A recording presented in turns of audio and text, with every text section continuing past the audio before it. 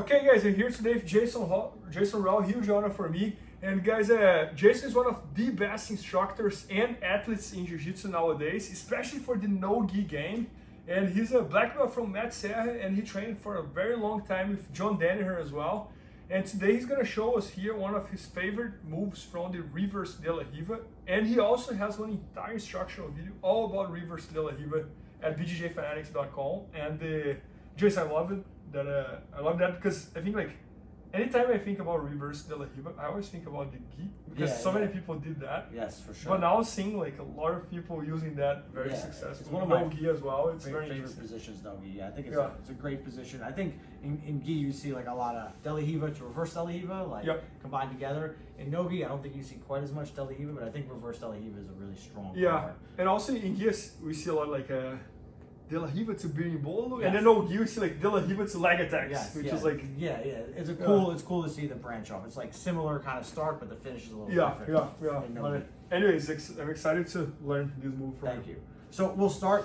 So this particular way I like to invert. There's a bunch of ways we can invert. Like reverse de la Riva, usually you're in some way like inverting between your partner's legs. But a lot of times my partner will get in maybe a deeper knee cut position, and he starts to like drop his weight into me, and now it's a little harder to invert. If I try to like just spin my leg and get momentum, I'm gonna kind of open myself up. So what I like to do is I put the reverse de la Riva hook in, but I just kind of bring my arm under my leg like this. I'm not even grabbing his ankle. I'm just creating this like frame right here, because ultimately when he knee cuts, he kind of wants to get his knee to the mat, right?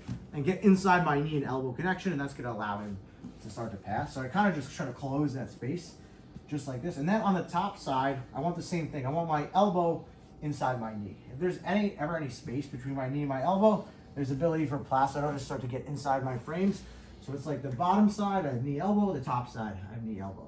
Like just like this. So if he gets in his knee cut position, and this hand is gonna go in the lat, and when he goes to try to get chest to chest to me, I'm just gonna pull my knees to my chest, and I off balance him over my head, and my foot goes to his hip, and I spin all the way through like this. So this is a good way to invert by off balancing our partner, and I end up in this kind of position right here. Once we're here, I'm gonna pummel this leg all the way through and over. So almost like I'm kicking through to a standard ashi. I kick my leg through, and then I throw my backside 50-50 right here.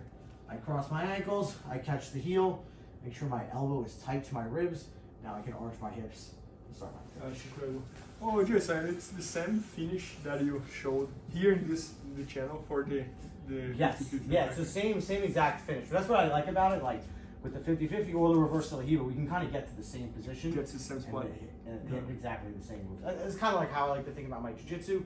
I like to have a lot of pathways to get to the same few positions where I know if I get those positions, I can submit my partner. Can you do one more? Of course. So he's in this knee cut. I have my hook in. I'm covering my knee. My hand goes in the lat, and my knee and my elbow are nice and tight. So if Placido goes to try to put pressure into me, this makes it easy for me to kick him over my head. This leg comes in, and I spin all the way through. Now this right foot is just going to pummel to the inside, and now I have this backside position. I kick my leg straight, I hook his far leg, I cross my ankles, and I catch his heel. So if he goes to run away or free his knee, I have a tight connection. I extend my shoulders back, hips come in, and I go into my backside heel hook finish. Man, I love the detail that you use in the very beginning to make sure that it cannot continue with the knee cut when you bring the arm underneath the leg. Because that makes a lot of sense, because if you don't have that arm and your knee touches the mat, now you're kind of like super vulnerable. Exactly. Oh, that's incredible. That's helped me a lot with my guard, just thinking about maintaining like elbow to knee connection the whole time. Like I know he wants to open that space up. That's like one of the main objectives of the guard passer. So in the context of whatever guard I'm playing, like reverse de la Riva or de la Riva or whatever, I'm trying to maintain that elbow to knee connection. That helps just maintain good guard structure so your partner can't pass. Oh, that makes sense. Oh, Jason, we were just talking about that earlier, but you started jiu-jitsu pretty like late compared to this whole generation. Even though you were being able to do super well, so what was your approach here? Did you do anything? Because you started kind of like later than everybody, did you focus more on this or that? I definitely spent a lot of time drilling when I first started. I started at 20. Which at the time was not unusual, but now you have guys starting so 2 years old. I think training with John was a big help. Just because like I think he one of the big things I found training with him is he kind of teaches you how to think for yourself. Okay. You know, so like, you know, obviously he has a ton of knowledge, but he also teaches you how to think about jiu-jitsu properly. And so like it allowed me to kind of take the concepts I understood and kind of come up with some positions and you know, kind of come up with my own style, because like from his principles, kind of. Yes, exactly. He teaches you to be an independent thinker and like, you know, be a problem solver. So I think that helped a lot.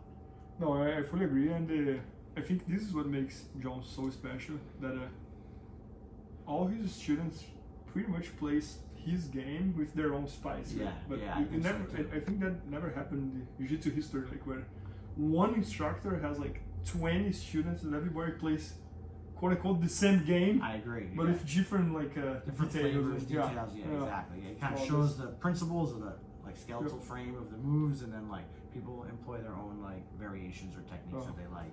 No, that's incredible. Really special.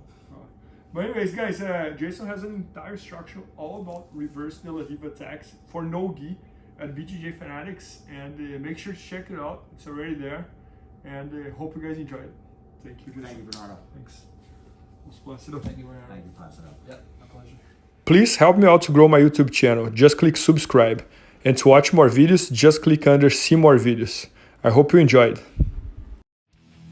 BJJFanatics.com. Use the promo code YouTubeFaria to get 10% off any instructional video. Improve your jiu-jitsu faster.